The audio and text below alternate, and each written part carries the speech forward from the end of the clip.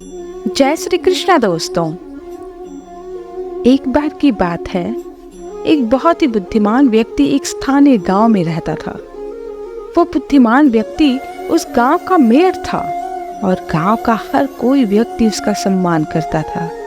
उसके विचारों और राय को अच्छी तरह से स्वीकार किया जाता था। कई लोग सलाह लेने के लिए उसके पास आते थे, लेकिन उसका अपना बेटा बहुत ही आलसी था।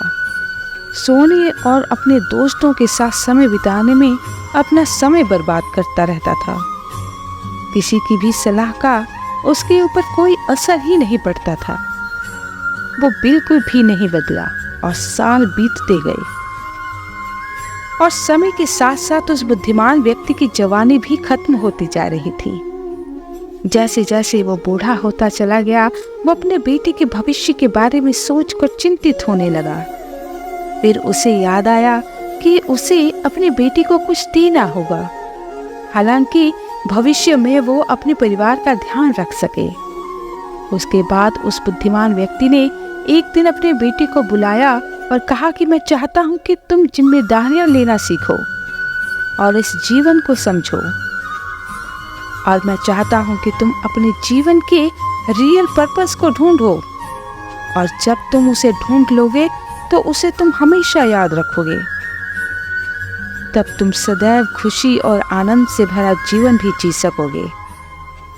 फिर उसके बाद उन्होंने अपने बेटे को एक बैग सौंप दिया। जब बेटी ने उस बैग को खोला तो उसमें 4 जोड़ी कपड़े और कुछ खाने के लिए चीजें और थोड़े बहुत पैसे थे, और उसके साथ एक नक्शा भी था, जिसे देखकर वो हैरान हो गया। फिर उसके पिता ने उसे कहा कि मैं चाहता हूँ कि तुम खजाना ढूंढो, और मैंने उस जगह का एक नक्शा भी तैयार किया हुआ है जहाँ खजाना छिपा हुआ है। तुम्हें उसे ढूंढकर मुझ तक लाकर देना होगा। उसके बेटे को यह विचार बहुत पसंद आया। उसने ये सोचा कि उसके पिता के पास उसके लिए एक अच्छा आइडिया है, इसलिए अगले ही दिन वो लड़का खजाना ढूंढने की यात्रा पर निकल गया। उसे वास्तव में बहुत दूर सीमाओं और जंगलों और पहाड़ों की यात्रा करनी थी। जब उसने यात्रा की 2 दिन हफ्तों में बदल गए और हफ्ते महीनों में बदल गए, इस दौरान वो बहुत से लोगों से मिला और कुछ लोगों से उसे खाने की मदद मिली तो कुछ के पास आश्रय मिला। वो उन लुटेरों से भी मिला जिन्होंने उसे लूटने की कोशिश भी की, और जो लोग उसे धोखा देने का प्रयास करते थे, उसे अपनी यात्रा में उसे ह्यूमैनिटी का सबसे अच्छा और बुरा अनुभव मिला।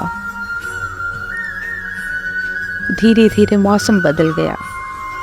जब मौसम खराब हुआ तो वो उस दिन रुक गया और मौसम साफ होने पर अपनी यात्रा को फिर से शुरू करने की आखिरकार 12 महीनों की यात्रा करने के बाद वो अपनी उस डेस्टिनेशन पर पहुंच गया, और वो एक पहाड़ की चोटी थी। नक्शे में ये दिखाया गया था कि खजाना एक सुनहरे रंग के पेड़ के नीचे रखा गया है, और जब वो पेड़ दिख गया तो उसने उस पेड़ के नीचे खोदना शुरू किया। लेकिन 2 दिन खोदने के बाद भी उसे वहां कुछ नहीं मिला।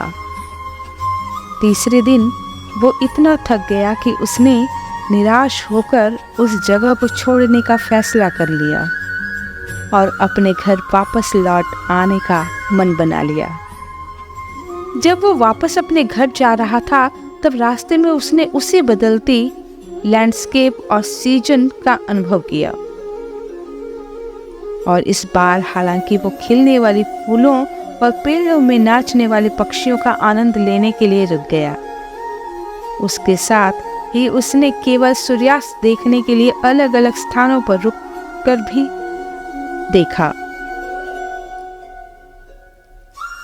उसे पहाड़ की चोटी पर पहुंचने के लिए 12 महीनों का समय लगा, और फिर से घर लौट में 12 महीनों का समय लगा।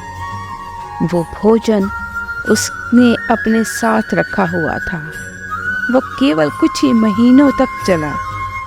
अब उसे अपने खाने पीने और रहने की व्यवस्था करना सीखना था और उसके साथ ही उसे जंगली जानवरों से खुद की रक्षा करना भी सीखना था। और उसने ये सीखा भी। घर लौटते वक्त उन लोगों से मिला जिन्होंने उससे पहले मदद की हुई थी और इस बार वो उनके साथ कुछ दिन रहा भी। और अंत में जब वो लड़का अपने घर पहुंचा तब उसे ये एहसास हुआ कि उसे घर से गए 2 साल हो गए हैं। उसके बाद वो लड़का सीधे अपने पिता के कमरे में गया। जब उसके पिता ने ये देखा कि लड़का बहुत दिनों के बाद घर लौट आया है तो पिताजी तुरंत खड़े हुए और अपने बेटे को गले से लगा लिया और पूछा कि तुम्हारी यात्रा कैसी रही? क्या तुम्हें वो खजाना मिल गया?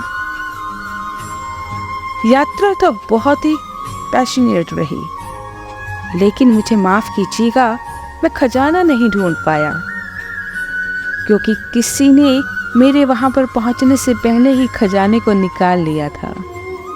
यह सुनकर पिता को आश्चर्य हुआ, पर वह बेटे पर क्रोधित नहीं हुए। फिर उस बेटे ने अपने पिता से क्षमा मांगी कि वह खजाना लाने में असफल रहा। फिर पिता ने मुस्कुराकर कहा कि वहां पर ऐसा कोई खजाना था ही नहीं। यह सुनकर बेटा क्रोधित तो नहीं हुआ, लेकिन बहुत हैरान था। बेटे ने कहा कि तो फिर आपने मुझे उसे ढूंढने के लिए क्यों भेजा?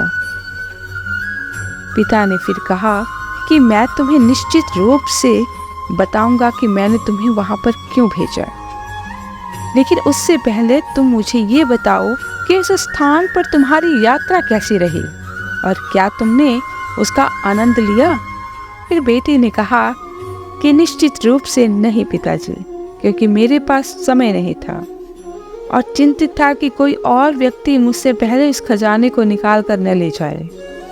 इसलिए मैं उस पहाड़ की चोटी पर पहुंचने की जल्दी में था, लेकिन मैंने घर वापसी के समय में यात्रा का आनंद लिया।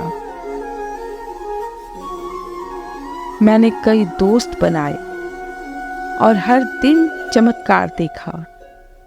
मैंने कई सारी विभिन्न स्किल्स आर्ट ऑफ सर्वाइवल सीखी। इन सभी सीखों ने मेरे खजाना न ढूंढ पाने के दर्द को भुला दिया। पिता ने ये सुनकर बहुत खुश हुए और अपने बेटे से कहा कि बिल्कुल मेरे बेटे, मैं चाहता था कि तुम एक लक्ष्य के साथ अपना जीवन व्यतीत करो, लेकिन अगर तुम अपने लक्ष्य पर ज़्यादा ही फोकस करो रहोगे तो तुम इस जीवन के रियल खजाने को खो दोगे। सच्चाई तो ये है कि जीवन का कोई लक्ष्य नहीं है, बल्कि जीवन एक यात्रा है और वो ये चाहती है कि तुम उसको अनुभव करो। दोस्तों, बस ये याद रखो कि जब आप अपने सपनों या लक्ष्य का पीछा करते रहते हो तब उस यात्रा का आनंद लेना बिल्कुल भी न भूलें। आप सफल भी हो सकते हैं और असफल भी हो सकते हैं, लेकिन सबसे बड़ी सीख इसकी यात्रा में है हर दिन अच्छा होना और हर दिन दूसरों की मदद करना, हर दिन खुश रहना। यही जीवन का असली लक्ष्य होना चाहिए और कुछ मायने नहीं रखता। यही सीख हमें इस कहानी से सीखने को मिलती है। उम्मीद है आपको आज की ये मोटिवेशन वीडियो, आज की ये कहानी पसंद आई होगी।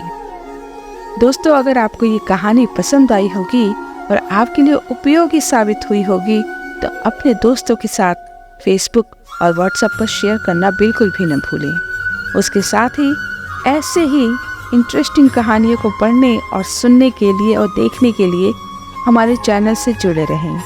अगर आप इस चैनल पर नए आए हैं तो आप इस चैनल को सब्सक्राइब करना बिल्कुल भी मत भूलिए और अपने दोस्तों के साथ भी इसे शेयर कीजिएगा। धन्यवाद।